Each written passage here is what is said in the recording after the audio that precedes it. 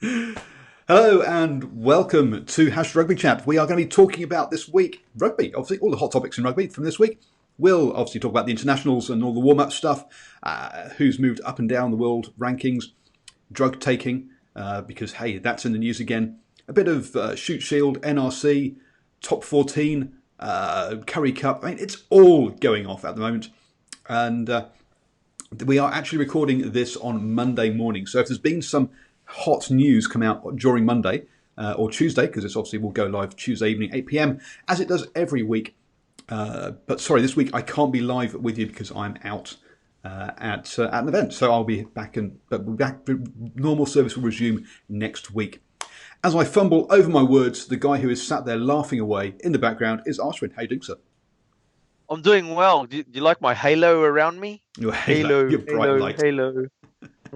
See, normally we record at 8 p.m. at night when it's dark, so you don't have to worry about that. You don't have any curtains. But today, because we're doing it at fallen off. There actually is a curtain there. It's just fallen off. Dear me. So let's crack on and get into the old news. So first up, congratulations to Sydney University who beat Wangara. Or how do I say it again? Warringah. There we go.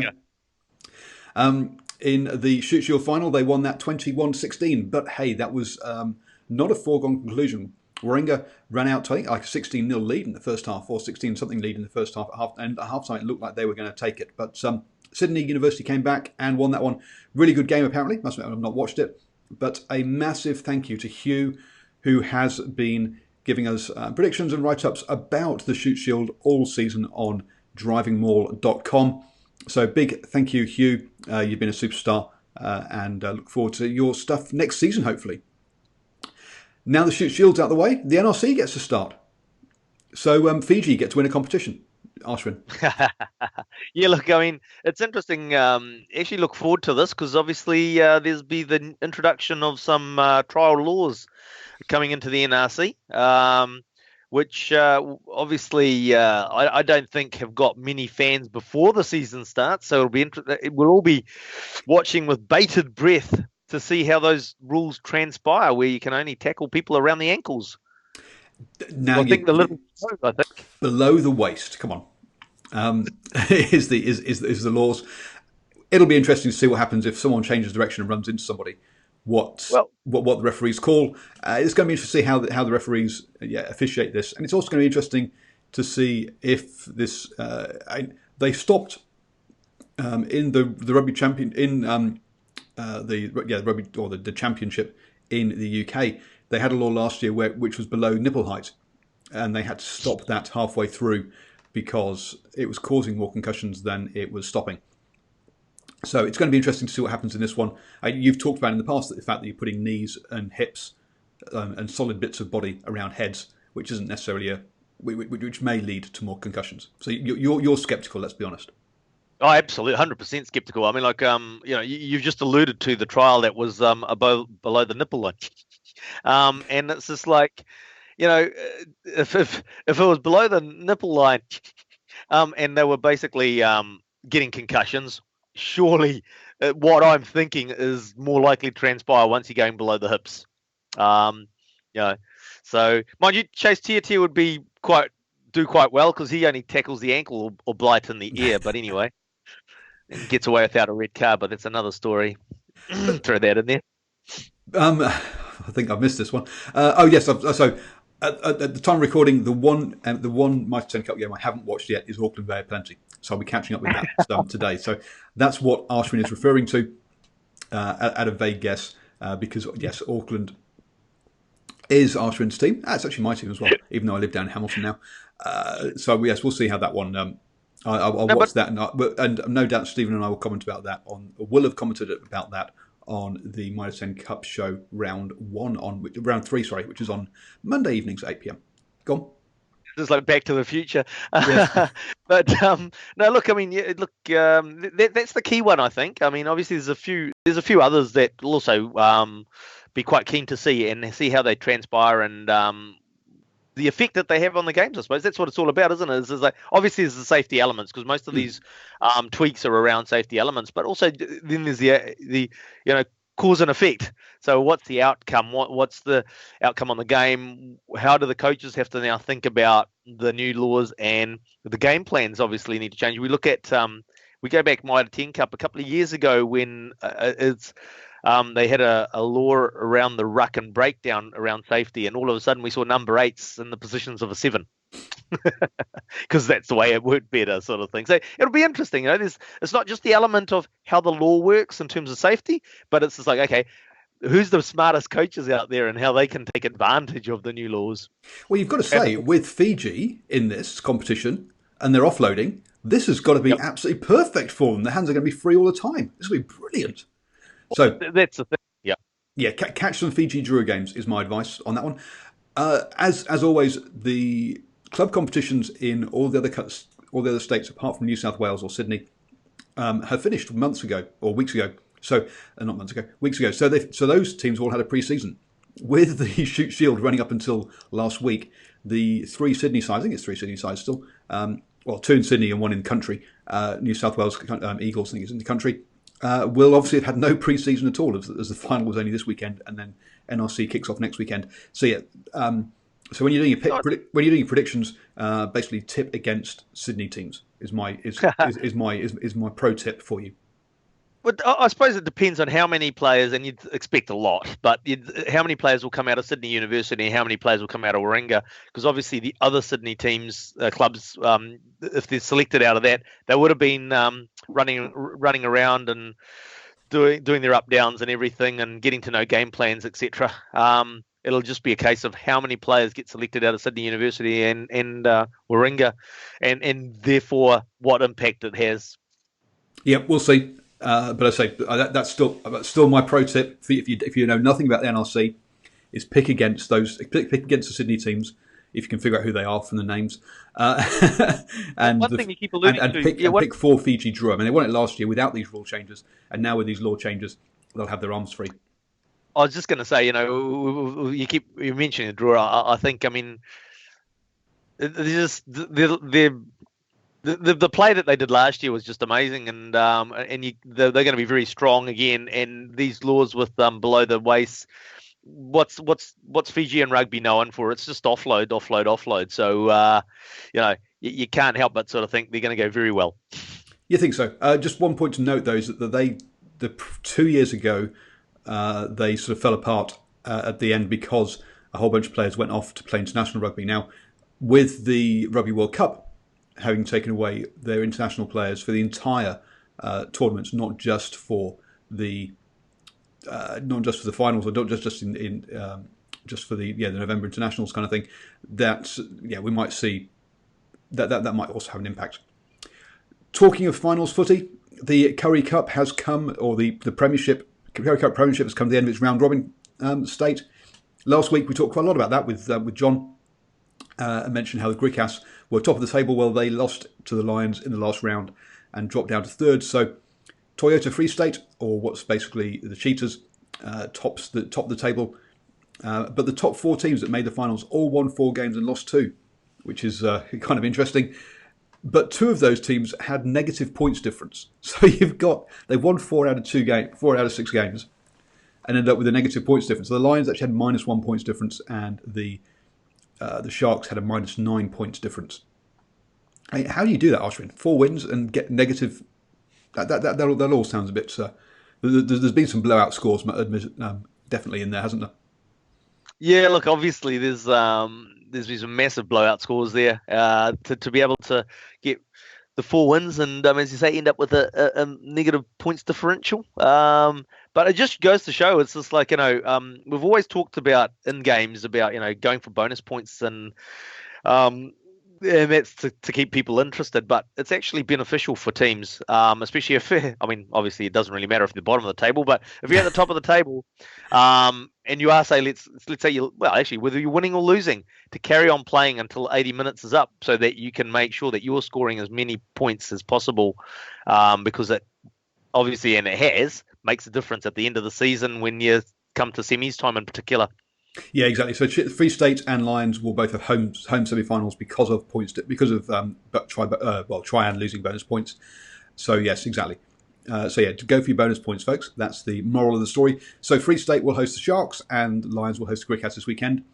Last weekend, we had the semi-finals of the Currie Cup Championship, where the Griffins beat the East Province Elephants, which is East Province is where the Kings are from, 62-31.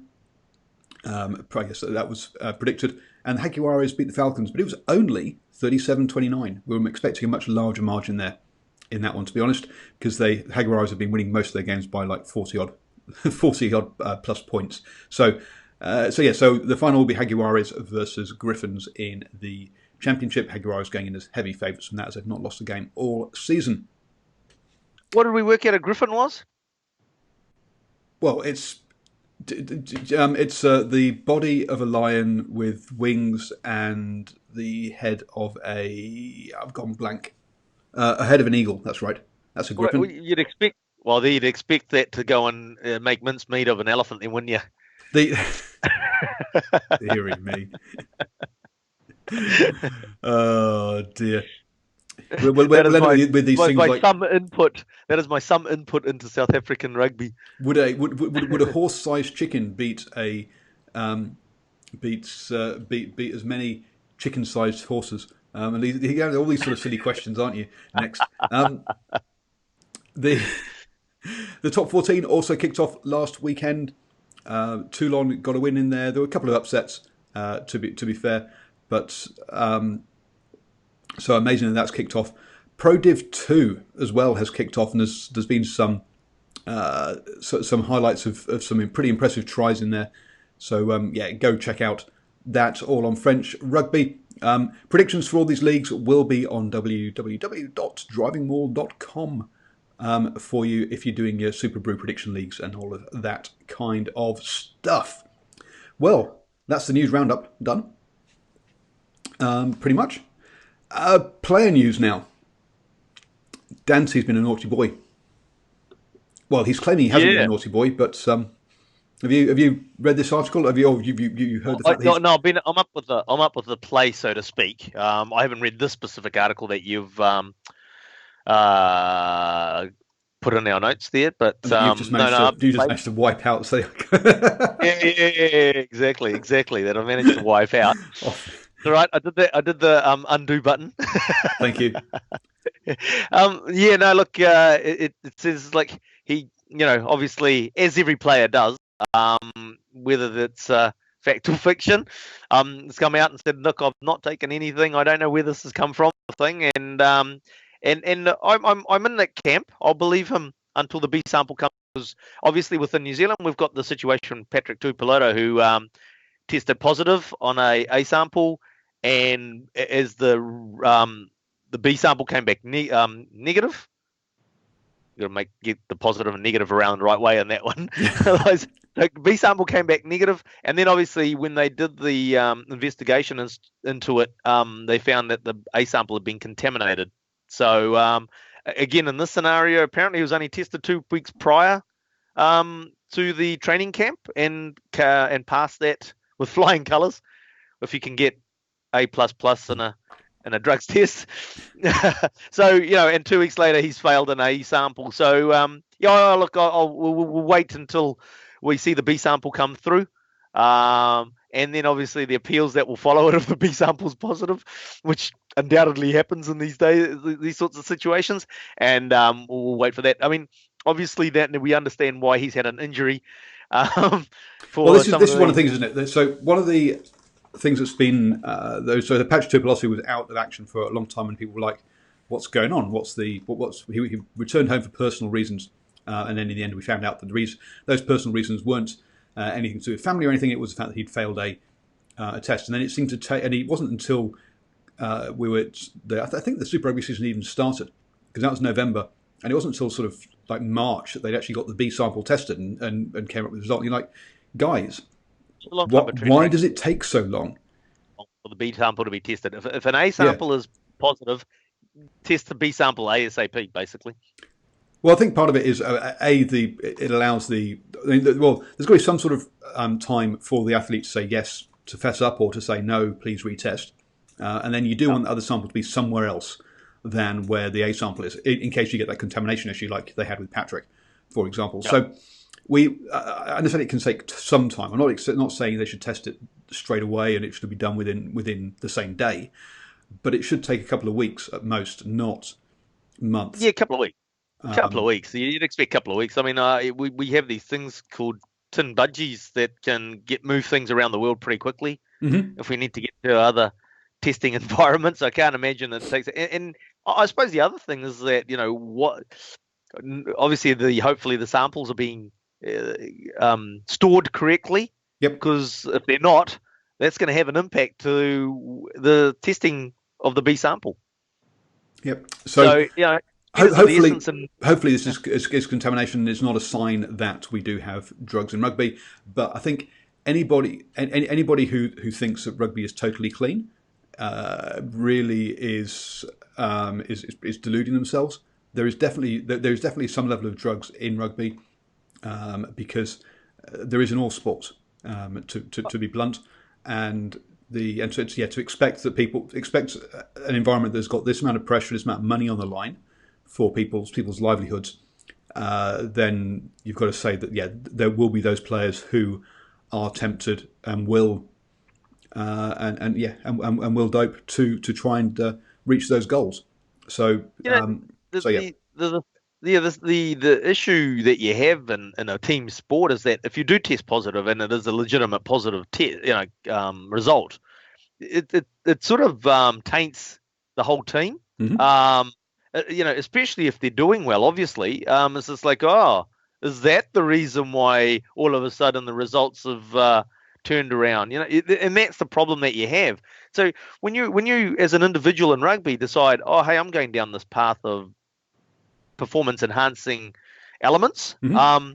Then you're actually being rather selfish in the fact that you could be, let's say, tainting the rest of your teammates who could be absolutely 100% clean, not involved in any way in it. But the way of the world it is, you get tarred with the same brush. Yep. Well, there's yes, to a certain degree, and it's one of these ones where if you get one, you can in a team you can sort of go, well, look, a bad egg. If you get two, then you're suddenly going, hello, this is this is starting to look like a trend rather than a coincidence. But yes, I understand what you're saying there. Well, look, I suppose the other option, well, not option, but people talk about it. I mean, not that I'm for it, I'm against it, but it's like, it's getting too hard to test for all these things. Just open it up and say, go for it, boys. No. So I'm also going to that one. Basically, if nothing else, on health grounds for the players, player welfare. Absolutely. I mean, we know the side effects of taking these types of substances, and obviously it would just ramp up to an exponential level, won't it? That so I mean, there are a number of different sort of side effects. There's been the mental side of things. So depression can be and mental health issues can be associated with some of these drugs. If you take too many steroids, you can actually build up your muscle so much that it rips itself off the bone. And we've heard that happen to bodybuilders and people in gyms. And also, clearly, the bigger players are, the more impacts there's going to be in those collisions, and therefore more damage is going to happen to players. If we look at EPO, which is one that's been used in cycling, for example, that increases, and also long distance running, all those Kenyans who live at altitude, yes, they also used EPO as well. So and that increased the number of red blood cells you have in allegedly.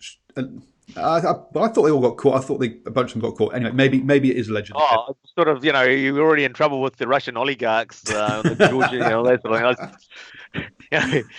thing. And so you've got all these, and that has led to players basically having heart attacks and dying in the night because their blood has been too thick.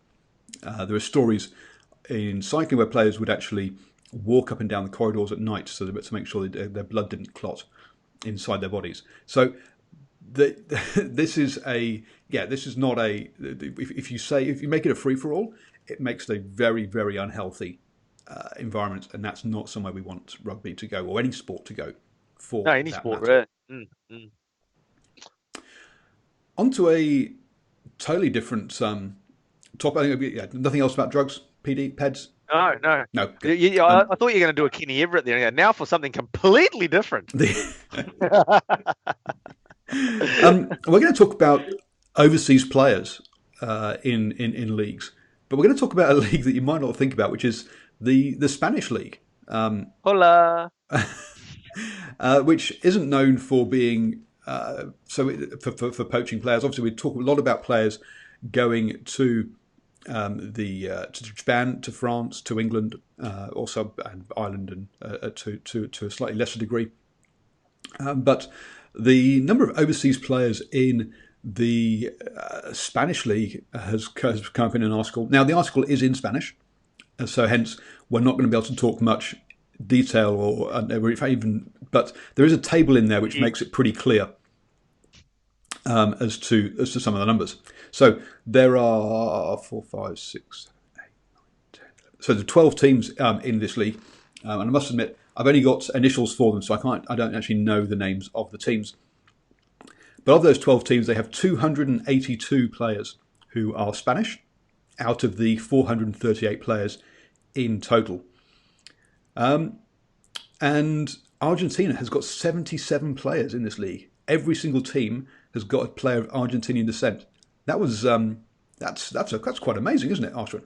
Wow, absolutely. I mean, the table in general is quite an interesting makeup, isn't it? But 77 players from Argentina. I suppose there's sort of language barriers not so much there, is it? Well, they both speak Spanish, so no, exactly. Yeah, exactly. So,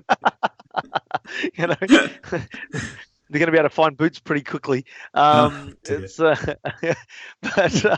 that's quite surprising to see so many Argentinians plying their trade in the Spanish competition. Unfortunately, obviously, we don't know who they are and to what level or capability they are. The other thing that's interesting is that, I mean, you got Great Britain that's got sort of 15, understandable. I mean, like the European connection and the like, but you look at nothing from South Africa, Australia. I don't know whether we expect to see something from Australia or not, but South Africa and New Zealand, where you've got lots of sort of those second tier players. There's 11 players from South Africa. Looking. Oh, sorry, my bad. I was. But yeah, you're right. There's no one from Australia, and there's well, it says there's no one from New Zealand, but there are 25 players from Pacific Islands, which may include New Zealand. Right, yeah. So they may be lumped in that group. Yeah. Now that's what threw me a bit, because I was trying to work out whether it was in number order or alphabetical order, and it's neither.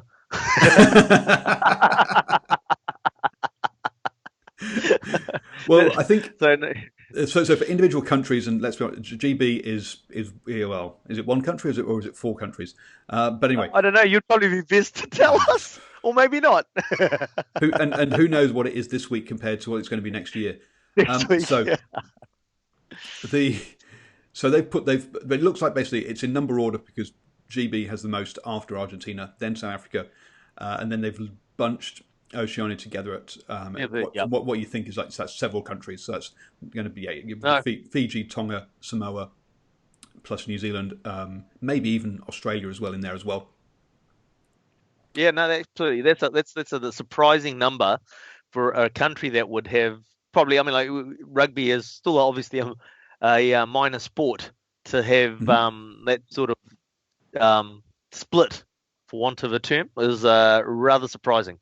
It's interesting. There's 11 French players in there, a couple of Italians, and then we get down to some of the countries where you could go. Actually, you know what? Some of these players really don't have the opportunity to play in their own country. So places like Nigeria, Jamaica, Mauritius at the bottom there with just one player each. Actually, Mauritius have got 2, so they might be trying to qualify to play for. Spain. There's a Georgian in there now and a Romanian. Now, from memory, they might be the players that were a bit of a problem that got Spain thrown out of the qualification for the Rugby World Cup.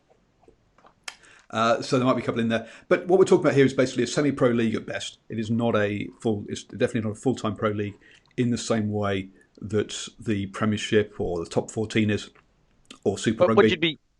What you'd be seeing here is the fact is that obviously you've got professionals from fringe professional players, Yep. coming there and looking to show their wares and possibly looking to as a stepping stone into the the bigger, higher European tournaments. Or also lifestyle choice. Someone in their early 20s fancies a year in Spain as his OE and heads over and done that. Also, more so probably with your GB, Italy, France players, people who just have emigrated there anyway and still just want to play rugby, but have a full-time job there doing something else.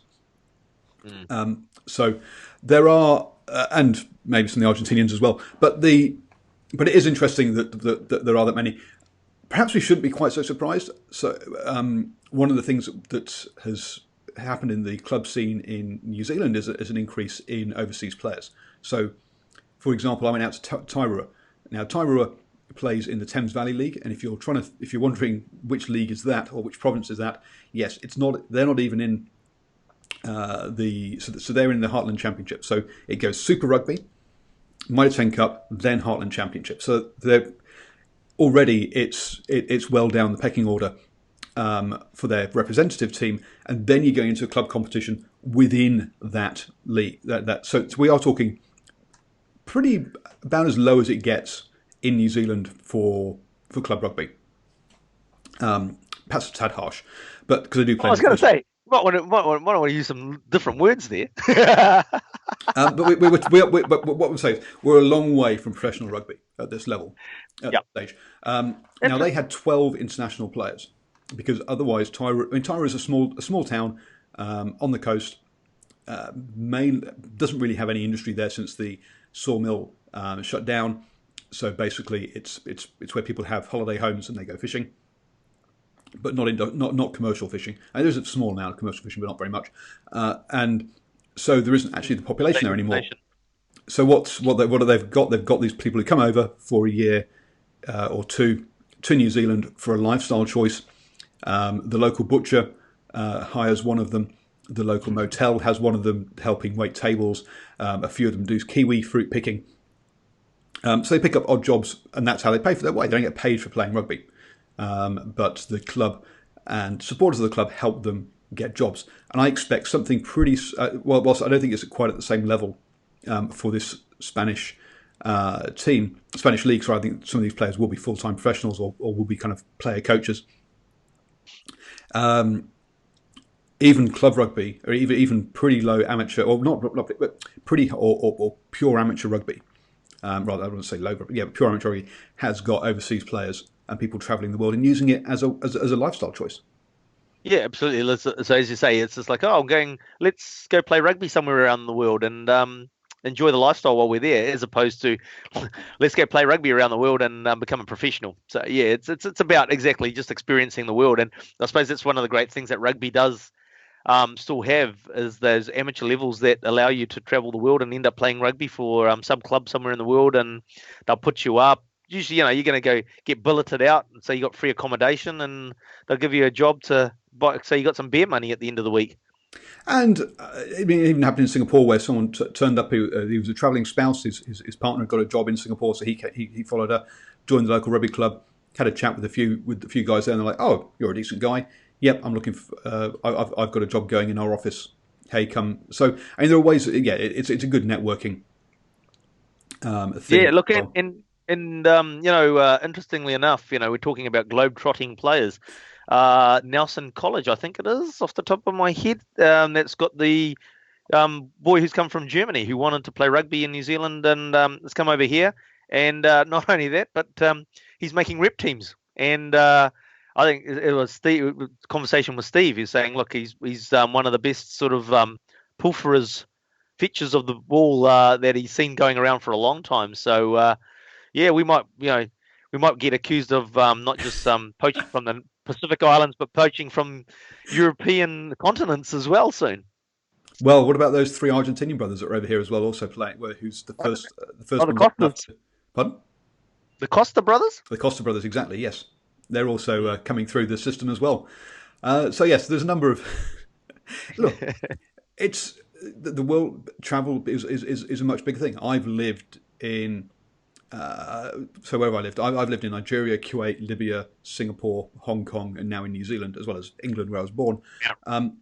Yeah, people do travel the globe nowadays, so it is much more of a mixed up, multicultural thing, which is good. The interesting thing was with the German boy that's come over is the fact is that his passion for the game, and that's what's brought him over here. He was good. He knew he was a good rugby player, and he came over here because he wanted to sort of be involved in a higher grade of competition, so to speak. And yeah, we'll take him. But also, I mean, other players. So I've gone blank as the kid's name. But he played for Ospreys, came over here, played for Otrahonga for a while, has gone back, and now he's playing for Leicester Tigers. But yeah, he didn't get his contract there. Hamilton Burr.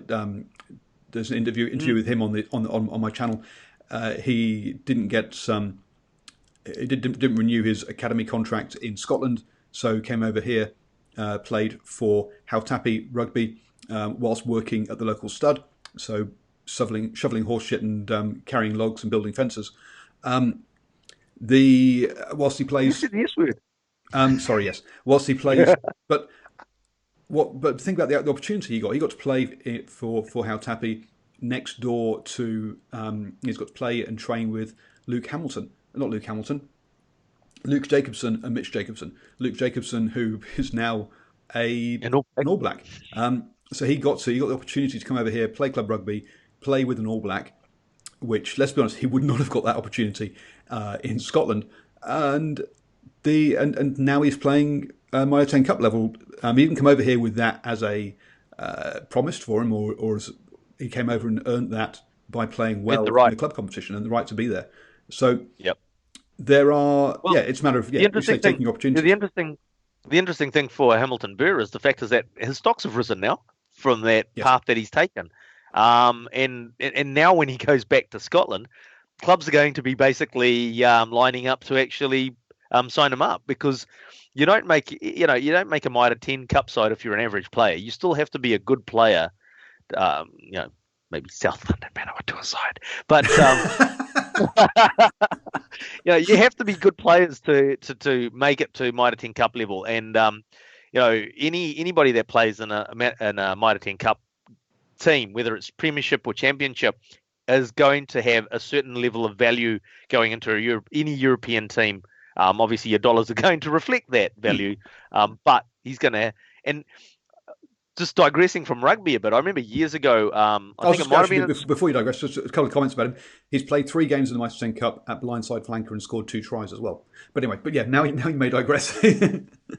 I think it might have been one of the motivational courses that you do when you're working in big corporation and that sort of thing. But we did talk about there, and the fact is that back when our parents sort of like worked and they either stayed in the same job forever, or it was a linear progression. Your career was a linear progression. These days, your career generally speaking, isn't a linear progression. You'll take steps backwards so that you can possibly get a better opportunity or to reskill yourself. That then gives you the opportunity in the future to actually get a better opportunity, a job, better paying job. Generally, you're going for money, aren't you? But possibly lifestyle. But to open up those opportunities in the future. So Hamilton Burr's a fantastic example of that. He could have stayed in Scotland, possibly gone under the radar, never really sort of been looked at. He's come here. He's gone to a club level where he wouldn't have been paid, and he's been selected into a Mitre 10 Cup team, and now he will be paid. Maybe not heaps. But the reality is that by taking the step down to club level in Hamilton, he's given himself a career opportunity now that will probably earn him more than if he'd just stayed in Scotland and club rugby. Yeah, not sure about earning more, but for a lifestyle choice myself, I mean, I used to be IT project manager running $1 million projects. Now here I am sat in my bedroom making videos about rugby. I've taken that taking that step back, hoping to be able to make a living out of this. Not as much. I never expect to earn as much as I did before, but yeah, it's a lifestyle choice. And on that note, if you would like to support me getting around, talking to people like Hamilton Burr, etc., also get access to exclusive videos such as talking to the Pro 14 referees who are over here, talking to rugby commentators who are over here, then behind the scenes at Mitre 10 Cup, then head over to patreon.com DrivingMaul, patreon.com DrivingMaul, link down below in the notes. And you can become a supporter of Driving Maul, just like Ashwin is. So yeah, he actually pays to come on this show. It's amazing. Yeah. Does that work? Exactly. How does that work? How does that work? Now we're only half an hour in, and we're about to hit the meat of the chat. International rugby. Woo! So England with a convincing win over Ireland. The final score was 57-15, so a record win. That sees them climb up 3 places up to third in the world rankings. Ireland dropped back 1 place, and South Africa dropped back 1 place. So it's now Wales, New Zealand, England, Ireland, South Africa in that top 5 group. Also, Scotland switched places with France, just like they did last weekend. This time they're back in 7th, and France back in 8th as well, with their 17-14 win over France. All this world rugby rankings thing, it's all just a bit of fun, really, isn't it, at this point? Yeah, it's just random, isn't it? Totally randomness. Because I mean, like, the other thing is that you've got a lot of experimental teams being rolled out as well. So yeah, but I mean, just I mean, obviously we'll come to the games and the like, but obviously being a bit of a red letter day weekend for I think I've got this right, St George's Cross. Yep, that's the yeah. So with good Kiwi Ben Stokes getting you over the line in the cricket against the Australians, and then obviously the rugby team smashing the Irish. So sort of like you'll be sort of that bubble for the English fans will just be sort of growing in confidence for it to be pricked at the World Cup. It is a bit of fun and games, but it does also give us some kind of idea. Now, they haven't actually updated the points yet because we're recording in the future because we're in New Zealand. But you've got Wales and New Zealand on those 89 points at the top there. Then you've got you drop like a point back to the next group of England, Ireland, and South Africa.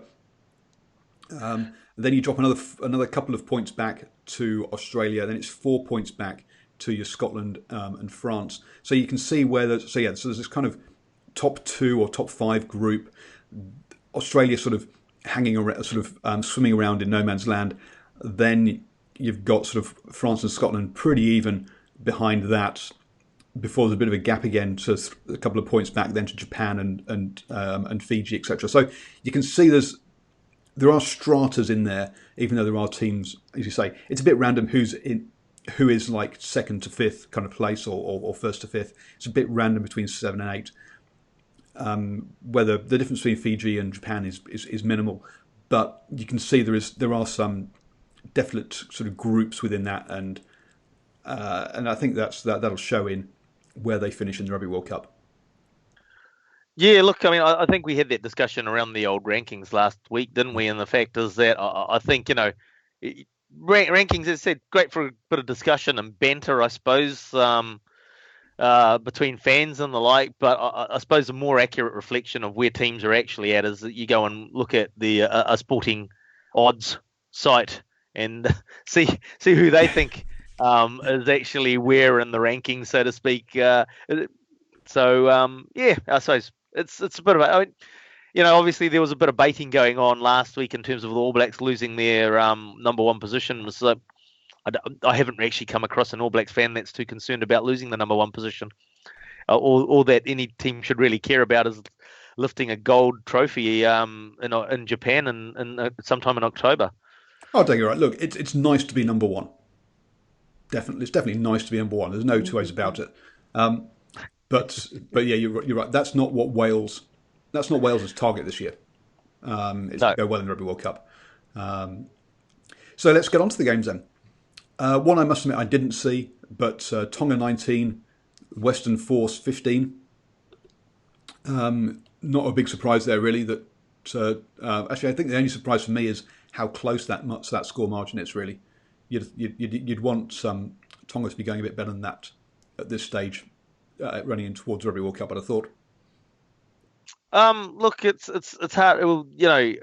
I saw that. I didn't watch that game. I saw that coming up, so to speak, and the fact that Tonga's playing Western Force, and then you're sort of wondering, actually, what rules are they playing under?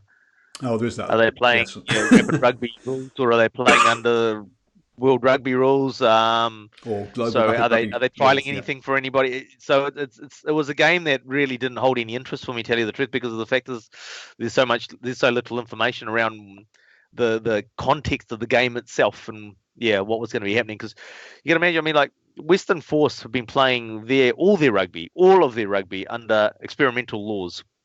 Well, no, not experimental laws as in World Rugby experimental laws. What they're playing under global rapid rugby laws, which is supposed to excite in the game, etc. Which is going to be interesting because also Western Force are part of the NRC, so it's going to see how they transition to play back under World Rugby laws. Laws. I understand what you mean. Yeah, that's the issue, is it right? So I mean, like, if they're playing under rapid rugby rules, then what does it mean? Yep. If they're not playing under rapid rugby rules, it's even worse for Tonga, because Western Force, who have only played under rapid rugby rules, have to now go in a transition to World Rugby rules, which is obviously much more difficult to make that transition. So it's hard to know what to make of that game, tell you the truth. So just to remind people quickly, global rapid rugby's slight law changes are things like they have power tries. If you score a try from your own 22, you get more points. They speed up how quickly a scrum has got to happen within 60 seconds. A line-out's got to happen within so many seconds to try and speed up the game. It's not a totally different game, but they try and make it a faster, more free-flowing style of game. Yep. Next up, a Sharks Invitation 15 lost to Namibia 43-0. Now, that probably doesn't surprise me too much. Let's be honest, the Sharks are active in the Currie Cup, which we talked about earlier. They've also lost all their internationals are away with the Springboks. So that Sharks Invitational 15, I'm not expecting was very strong at all. But at least it gives Namibia a run out. Yeah, it gives Namibia a run, and I'm guessing it's sort of like, as you say, with competitions running, it's not even going to be a second 15, because the second 15s are effectively going to be backing up the firsts in case somebody gets injured in that. So you could imagine it's possibly like a team from a concept like the Heartland type teams with all amateur players. Yeah. No, just on the Sharks team where they come from. I understand. But we'll be talking about the New Zealand Heartland Championship, Heartland 15 later. But so that's an interesting one. It's good to see Namibia get a run out at least. Scotland, France, 17-14. Now, this was very different to last weekend. Hogg was the only starter from last weekend that kept his place for Scotland. So people who were asking last weekend, how much of a first choice side was that for Scotland? Not at all. But one thing that does highlight, though, is the fact is that obviously the depth isn't there, right? So, they can put a very strong 15 or 22 together, but they start, and I think we talked about this on one of the previous shows, is that some of these teams, it's going to come down to what injuries they get. When we talked about some of the injuries that, like Wales, Gareth Anscombe, etc., that some of these teams, it's going to be when they start to have some injuries to their major players, who's in the cupboard to be able to pull off the shelf and chuck into the starting 15 or into the 22. And that's where Scotland's issues lie, is that, okay, what's their depth like? So they've got a good 15, obviously, 22 possibly, but there's no depth. And that's going to be an issue for them come Rugby World Cup when they have to play Japan, I think, off a short turnaround. So, yes, they're going to have to juggle their resources. And if you go back to the rankings, if we are, Scotland, Japan's a ninth, Scotland's an eighth. So, it's not something that they can take too lightly in terms of a game at the Rugby World Cup. Yes, and one of the things that if you look at Scotland's recent results at Murrayfield, they're very, very strong and very good. Away from Murrayfield, they struggle to win. And let's be honest, the Rugby World Cup is not in Murrayfield. It's in Japan. So Scotland do, and they've acknowledged they have travelling issues. So that's going to be an issue for them. An early interception try by France in that one. Not the most attractive rugby, I'll be honest. I switched off before the end when watching the replay. Once the once we knew what the result once we knew what the result was. So that's not fantastic. France made about, I think, 5 changes from the previous weeks. They were much more solid much more stable. Sorry, not solid. And that's not surprising for France, who are a team that are coming together at the last minute. Change of coach at the beginning of this year, trying to figure out what his team is. A bit like England in some ways, who are England's 15. We're not here trying to figure that out, and that's what I think. I think that's why you're going to see that kind of style from France. That's one of the things we talked about last week. Was different teams are going to be taking these games, or using these games in different ways depending on how their progression heading towards the Rugby World Cup has worked over the last couple of years. England 57, Ireland 15. Resounding victory for the men in white. Their favourites for Rugby World Cup now, surely, having since Ireland beat New Zealand last in November. So I'm not sure whether these odds have been updated like this morning or something. But like on the New Zealand TAB, England's second favourites at $5. So they've been moved. Okay, they've moved due to this result. Yeah, exactly. Yeah, I don't think they were favourite. I think they were sort of like about maybe 4th or 5th favourite before that. No. But it's like what Joe Schmidt said. It's just like it's hard to take anything out of these games. Really, you just don't know what the intentions of the coaches are, what they're trying to achieve. They've got certain objectives that they're trying to and test out before they get to the Rugby World Cup. So, it's really hard to know. I mean, obviously Ireland aren't going to be happy with a result like that. A scoreline that's still in the record books then you look at it and it doesn't look good. But it's an easy one to flush the dunny on and move on and say, oh, yep.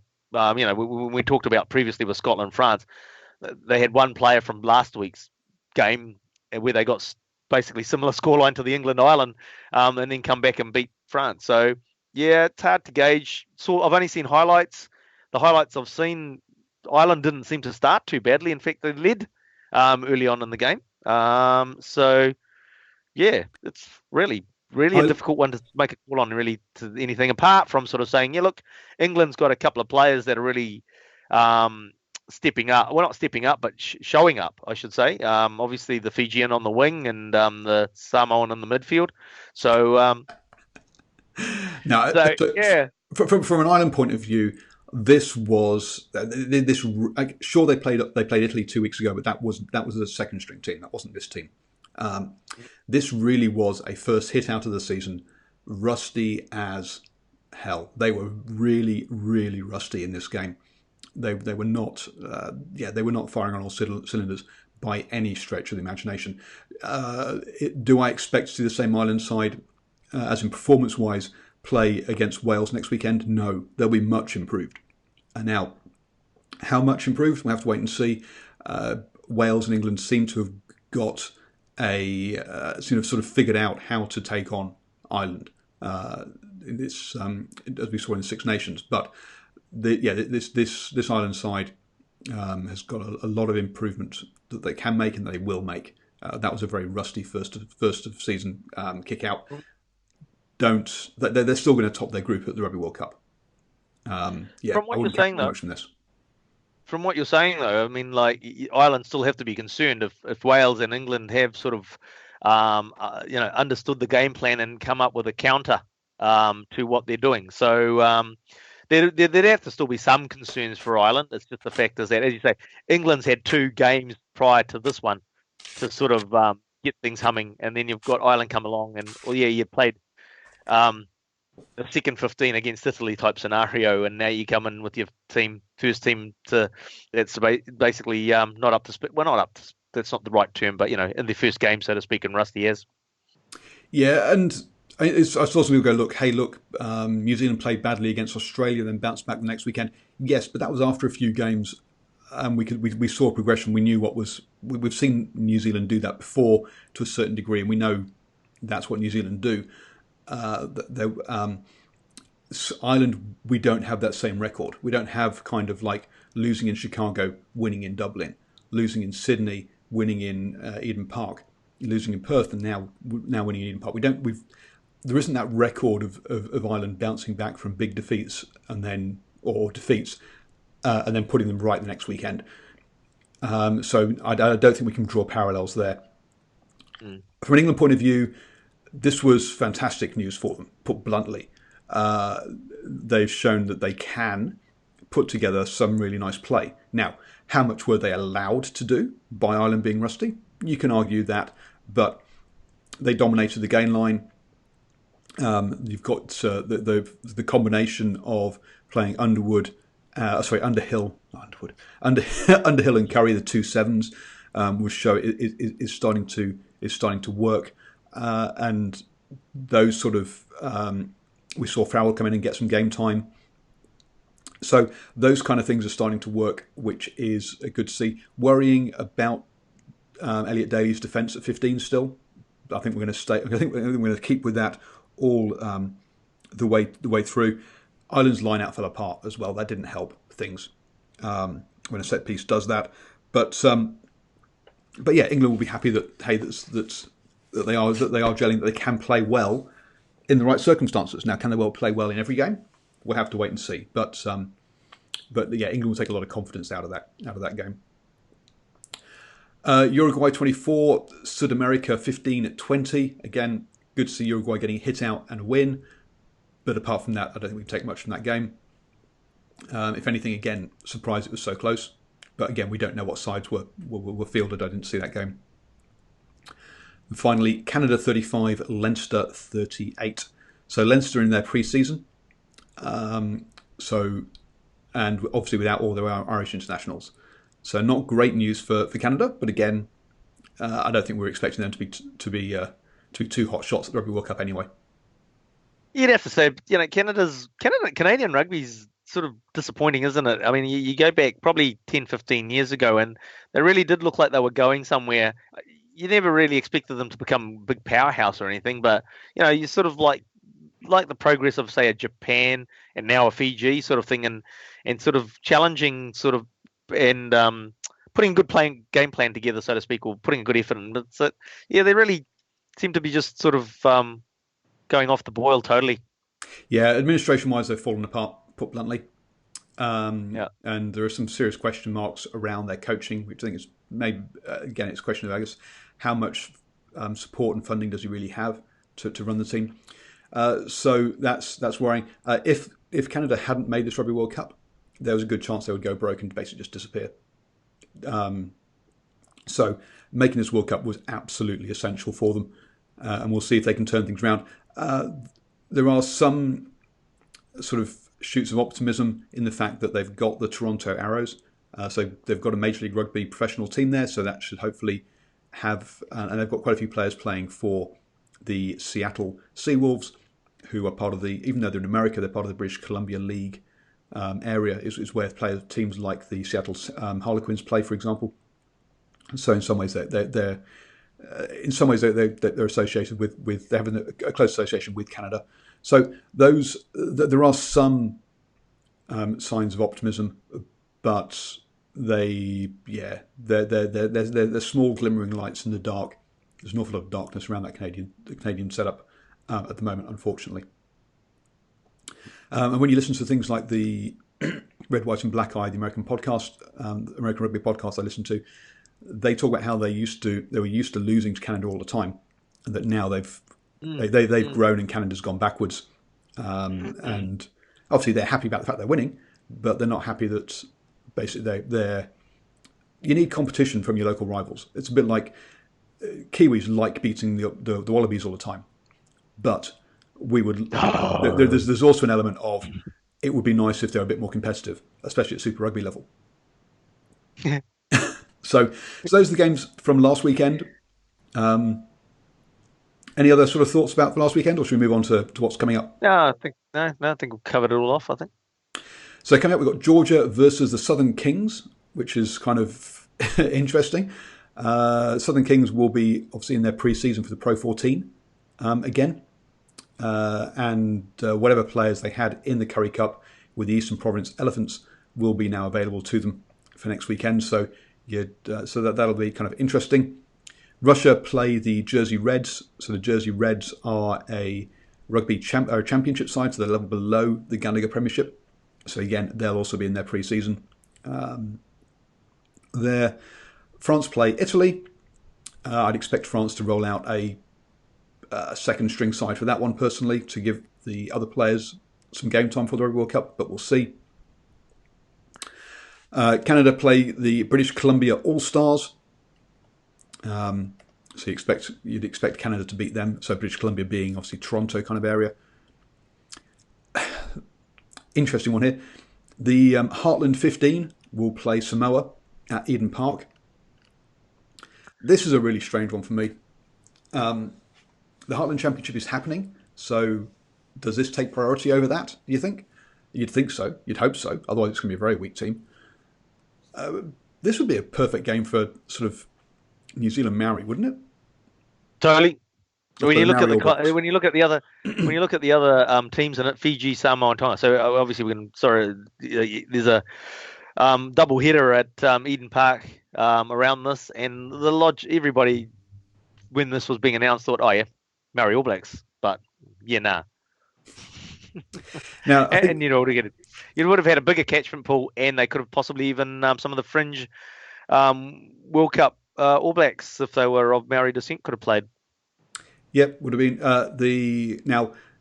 The Maori All Blacks head coach is the head coach of Bay of Plenty. His assistant coach is one of his assistant coaches is assistant coach for Waikato. I think the other one's down in Tasman. I think he's head coach Tasman. The other, anyway, from memory. Obviously, all the players will be playing in the Mitre 10 Cup. So to extract them from that competition for one weekend and then put them back in again, I think is why they haven't gone down that route. Which is a bit strange. I would have, rather than calling it Heartland 15, I would have used the New Zealand Barbarians, and then look at pulling out select. Again, you could then throw in the fringe All Black who needs some game time. I mean, look at players like Luke Jacobson, Jackson Hema-Poe, Josh Ioane, Atu Molly, and there were a couple others as well who went back and played Mitre 10 Cup this weekend. They could all have turned out for a Heartland 15. For New Zealand Barbarians 15. Yeah, Heartland 15 against Samoa seems a bad choice, put bluntly. Yep. As you say, the second game in that doubleheader is Fiji versus Tonga at Eden Park. That'll be an interesting game. Yep, that'll be interesting because I mean, like when you look at it, we don't know who played in that Tonga Western Force game we mentioned before. And again, it all comes down to what players do they roll out. We know a top strength Fijian team is probably going to be way too powerful for a top flight Tongan team even, but will Fiji do that? We don't know, so it's hard to say. Just on that double header, I'm a bit disappointed.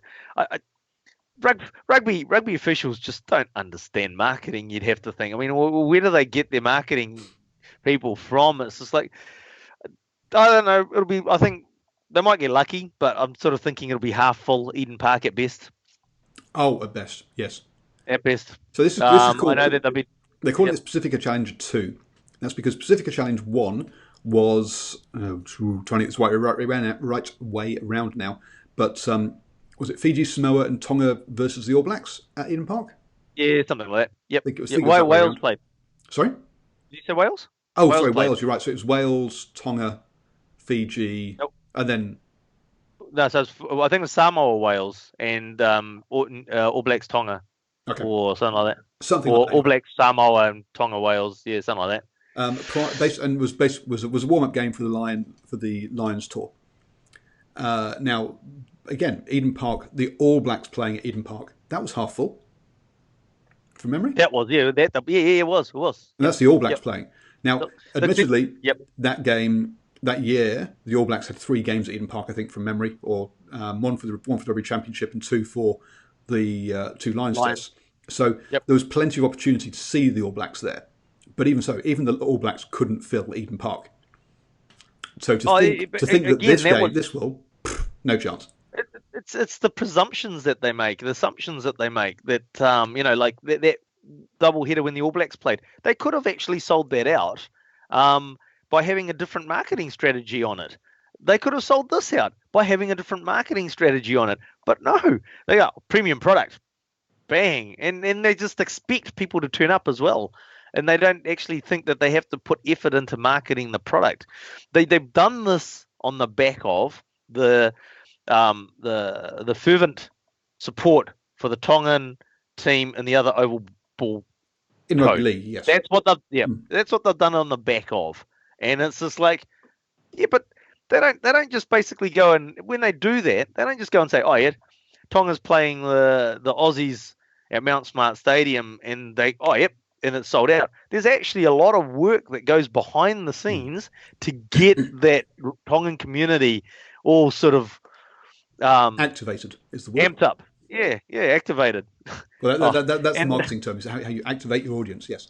Yeah, exactly. So they haven't done any of that for this game, and they're expecting people to turn up. Yeah. They've now made it free for children to turn up, I believe.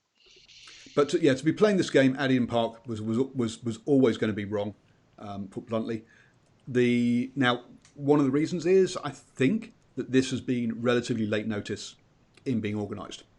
No, this was announced how long ago, and they even had fanfare around the announcement and everything.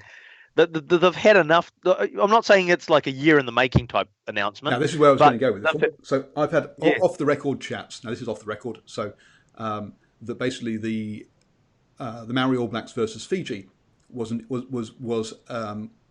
year's worth of organisation to host that in Rotorua. In Rotorua. So to try and take this game to, say, Rotorua, or say to up to Whangarei, for example, would have required probably 12 months worth of planning. And unfortunately, they didn't have that for this game. So I think that's why they've held it there. Another place that would have been perfect for this kind of size thing, you'd think, because it's in the same city, it's not too far to travel, would have been Albany. Unfortunately, at the moment, the far side of the Albany pitch is a building site as they convert it to be able to host softball or baseball. Go on. And that's not a cartoon strip, far side, by the way. No. So the opposite side to the main stand is currently being dug up so they can put in a baseball diamond, which just blows my mind.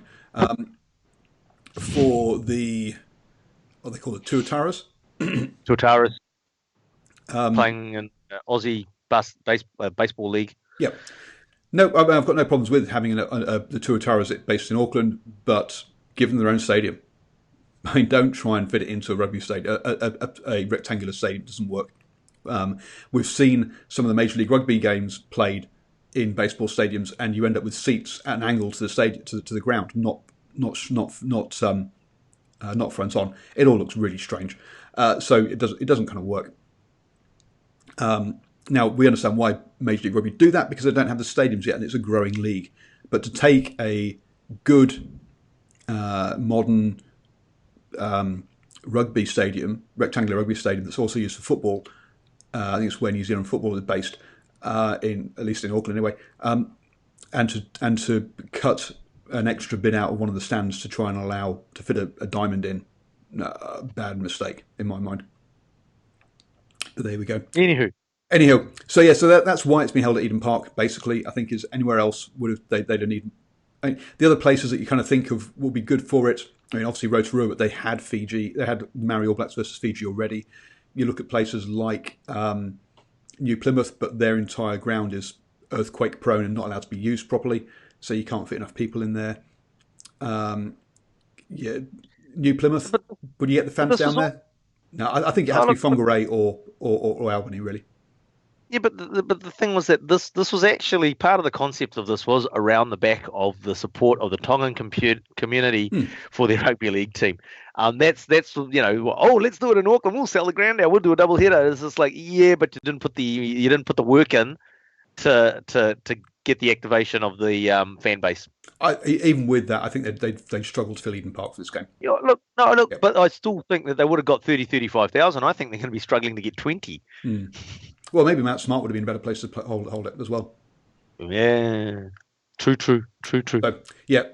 So there you go. That's happening, and we've had a moan at New Zealand Rugby and Auckland City Council on those two. Then we've got Wales versus Ireland at the Millennium Stadium. That should be, well, again, the problem here is what sides they're going to put out and what they're aiming for from this game. But that could be a cracker. And definitely, for me, that's game of the weekend.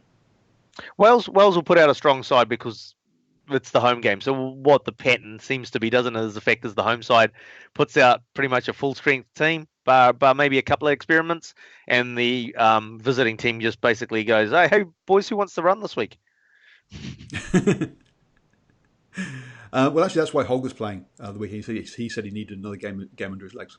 Interestingly enough, and then Namibia versus the Southern Kings as well. So Southern Kings getting another hit out after playing Georgia, and Namibia getting another hit out after beating the Sharks Invitational 15 rather convincingly. So that's good. So there you go.